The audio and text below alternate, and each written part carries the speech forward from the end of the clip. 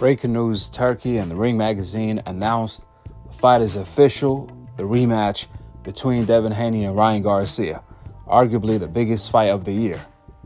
Now, it's not going to happen next. In May, they're going to have a tune-up, and then the rematch is set for October. Now, we all know the last time fighters had a tune-up before a mega fight, the fight ended up getting ruined, and that was Anthony Joshua versus Wilder. Wilder ended up losing his tune-up fight. So hopefully this time around they know that, and they won't give Ryan and Devin Haney a huge obstacle for the tune-up, because that could ruin the rematch. They should run it back right away.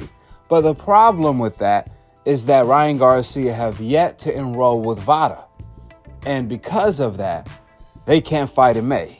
More importantly, the main thing we need to know is if Ryan is going to be doing VADA testing for his tune-up fight in May. Because if you telling me Ryan is not doing VADA testing for his tune-up, then he could be on the juice till then. And then after that, cycle off, clean his system after he's in shape, and get ready for the Devin Haney rematch, where he's still going to be 120% for that. Therefore, the Haney team can't be that naive to allow such thing to happen. To think that as long Ryan is getting VADA tested for our fight, that's all we care about. Because if that's the case, might as well fight him in May.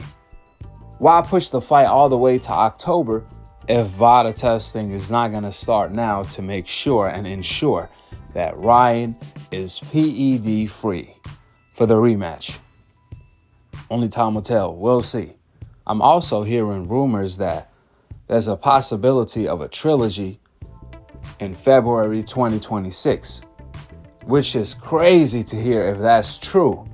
Because it's one thing if Devin Haney is forcing Ryan to do a rematch clause for a trilogy in case he loses on an even playing field. But it's another thing if Ryan some way somehow demanded a trilogy in case he loses and Devin Haney agreed. Man, that will be unbelievable if that's the case. There isn't awards created to be given to Ryan and his team, his manager, his lawyers, etc., for the great job they doing, if that's the case. But we shall see what's really true and what's not. One thing for sure and two things for certain. The rematch is set. They're going to have a tune-up fight in May, and then they're going to have the rematch in October. So go ahead and drop your thoughts in the comment section below. Subscribe below. And to be continued on the next episode of Akhi TV. Peace out. Wa alaikum assalam wa rahmatullahi wa barakatuh. Here's the way it works, and I'm sure Chris also understands, because Chris partially explained this to me as well. Here's how it works when you're microdosing. So you bigger dose off season, which is not when there's no fights and nobody's getting tested, because boxing is the Wild West and doesn't test in between fights. Yep. And then you're microdosing during camp. And when you're microdosing, it is trapped in the fat and therefore not going into your bloodstream, so therefore it's harder to catch you. When a fighter struggles to make weight, sometimes they're losing all that fat and you get a little bit of tricklage coming out of the fat, and the drugs will come out in small spurts. That's why they're always caught in small doses. And people, the moronic part of the population will say, oh, that's not enough to help him.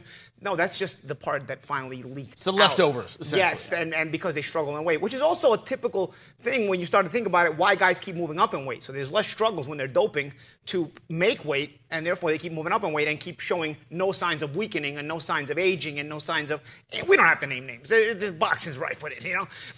But nonetheless, now when I started to learn this part, because every single time a guy fails, I'm always asking questions and I'm always learning a little bit more. And this time, when it came to this microdosing situation, it's a big way to beat even the random drug tests, because it's not going to show up unless you're really draining yourself. So therefore, it makes sense why guys keep moving up in weight. So Ryan was struggling to make the weight, and he failed right at the end. But he passed in the middle of camp. This kind of explanation is an explanation worth looking into when it comes to his failed B test, B sample. As for the lawyers, they're going to play lawyer and they're going to manipulate it as much as possible and mention that he passed those tests in the middle of camp. Well, I just explained to you in the method that microdosing work why he would have passed the tests in the middle of camp but failed at the very end. Because at the very end was when he was drained. Remember, he struggled to make weight. He was drained, and therefore the substances start coming out, which is also explains why he's now talking about fighting at welterweight, junior middleweight, super middleweight against Benavidez. You also get a little bit of sense of why he would do that as well if this is the case. So once you know how the science of it works, you start to really put things together. You can reach your own conclusions. If you want to be a groupie, you can and reach no conclusions. But I'm the person who's going to keep thinking about and keep thinking about not just fighters now, like Ryan, but also fighters in the past, fighters that have failed, fighters that have not failed, and so on and so forth. Really puts a light bulb over the situation. Have you had a chance to talk to Saul, to Canelo, Ryan? Have you had a chance to talk to him? Hey, what if a boxing league? Imagine a boxing league where you can do steroids. That'd be cool. I think they have it's called the enhanced game. No, it's called Pride FC in Japan. Is it? Yeah, Pride. That's just nuts, huh? Pride in the contract said you're allowed to use steroids. Hey, that's the only way it's even. Let everyone juice. I think you've been in the ring with someone that sounds Oh yeah. I thought Oscar Dortmund was a steroid. That motherfucker's crazy. Why? I hit him with some shit. Yeah. Bro, this thing. Terminated. I'm like, okay, bro. Relax.